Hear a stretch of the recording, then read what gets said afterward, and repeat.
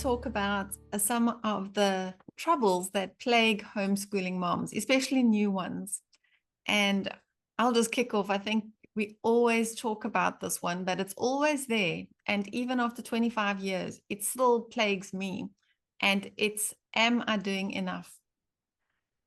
And there's a positive side to it, I think, and a negative side. So we always need to self-evaluate and check on ourselves every day. Are we being diligent? Are we getting through what we should be doing? Are we wasting time? Are we being responsible while being flexible? Or are we just sort of slacking off? So it's good to self-evaluate.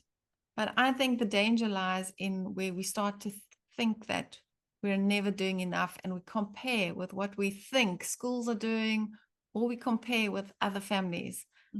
What do you think? I'm sure you've also suffered this disease at some point in your career as a homeschool mom. Yeah. And I think it's mainly in the first years when you're still trying to prove to everybody that homeschooling is the better way. Particularly if you've got critics, parents, or other family members, you tend to be very harsh on yourself. And unfortunately, that has it plays itself out in your time with your children, because you're not parenting and homeschooling and enjoying what is in front of you, because you're constantly afraid of what you're not doing. Yeah, So you feel under pressure. yeah. So you lose out what could actually be amazing, because you're trying to reach for this something, this ethereal thing out there, the enough, whatever enough is all the time. Yeah, yeah.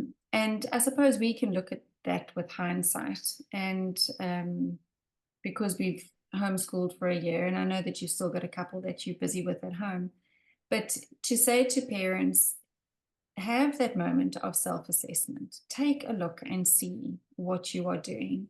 That's why it's nice to have a diary, or just some form of plan. There's some parents who are planners. I saw a woman's spreadsheet the other day, and I was like, whoa, that lady knows how to work a spreadsheet. And I mean, I'm like delinquent with them, but she had everything out there. And then the other moms who just jot down actually at the end of the day what they've done, and that works for them. So have that tool, but don't beat yourself up, and don't always try and press for that sort of mystical moment where you can pat yourself on the back and say, oh, that was enough. So knowing that it's something that plagues all new homeschooling moms and some old homeschooling moms, I think should settle a few hearts in terms of one of the first mommy issues around Yeah. homeschooling. Yeah.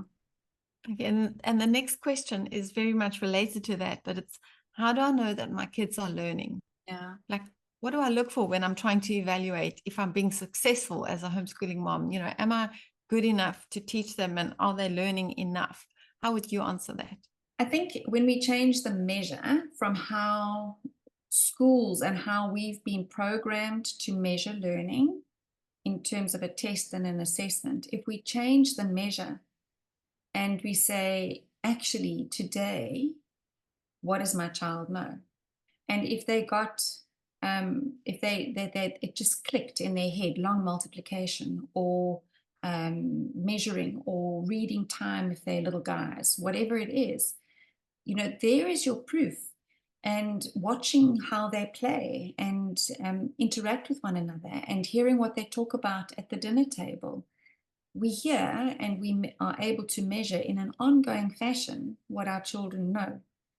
I don't think that knowledge is something that we swat for and then write a test and forget the next day once we've written a test. And I've seen it time and time again in my own life when I was at school, in my kids. In fact, we had a very interesting discussion last night with our older children, what they did remember, what they haven't, what they can't, even recall. Oh gosh, oh, I did that. Gee.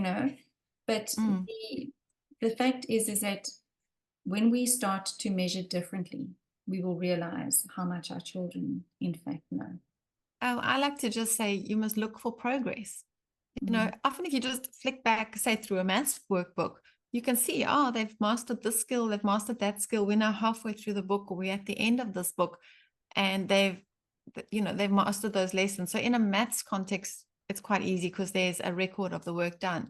But in other subjects, you can also look at the improvement. You know, they were reading 3-letter words. Now they can read longer words, and they're starting to read short reading books. You can see the progress in reading. And that's what you're looking for, progress. It doesn't matter if your child is not reading at the same level as, you know, their cousin who comes over and mommy compares with you all the time, or because your child is just on a different timeline. But as long as you're seeing progress, and sometimes our children are actually ahead of kids in school, and we don't even know it because we don't see what goes on there all the time. And quite right. sometimes our kids are learning completely different skills. I can remember a veteran homeschooling mother talking about an 11-year-old who knows how to mow the lawn and could cook a meal for his family, but he's a slow developer, and so his reading skills were not on a par with his peer group.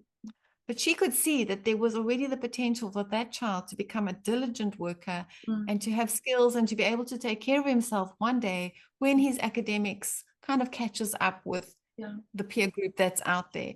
And she's a real teacher. She said to the parents, she has absolutely no concern. He's making good progress, and he has this character and all these other skills that he wouldn't have the opportunity to develop if he was sitting in school being hammered because he can't read as well as the buddy next door. You know, his self-confidence would have actually taken a knock in that school context. So sometimes we've got to actually zoom out of the academics and even look at the wider picture and see what our children are achieving in other areas in the home and in life and in their character and even in their sport. Yeah, that's quite correct. And it really is something that you need to drill into your mind, because, you know, you didn't get to this point of thinking one way overnight. So you're not going to have your mind renewed overnight either. So you have to keep on reminding yourself that we're doing something different here, and we will be measuring differently, and we will be looking at the whole child as versus just the academics. I think that's a really good point. I think that also feeds into one of the other things that we hear all the time is the comparison trap. Really, I mean, not much more needs to be said. You're either comparing yourself to a school, an arbitrary standard, a test, an exam, or to friends and family who are in school, or even worse, against other homeschooling parents and other homeschooling children. And all of those things are very damaging. First of all, you're going to be plagued with self-doubt. But also, again, it plays itself out into your children's lives, because you probably are going to do one or two things. You're either going to give up, or you're going to put unnecessary pressure on them to meet a standard that they are not ready for, and you're going to miss the things in their lives that they are excelling at. So, you know, the comparison trap, the am I doing enough, is my child learning, they kind of all fit together. I can remember days when I sometimes just felt overwhelmed. Like it first felt like the house was never clean enough, and there was always, you know, a bundle of laundry, and it was really difficult just to keep up with cooking and cleaning and everything. But now, as I look back, I think it's because the kids were all little and I was kind of the only competent one to do all those things. But over the years, it has got so much easier because they've been trained to help do those chores. So they're now tall enough to reach the washing line. And some of my kids have had the task of hanging out washing, bringing it in, and even folding it.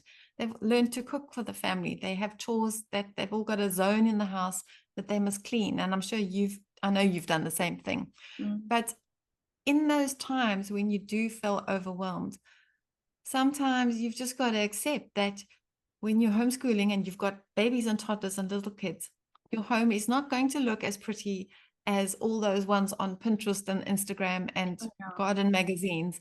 Your home is a working place where children are learning and people are doing stuff.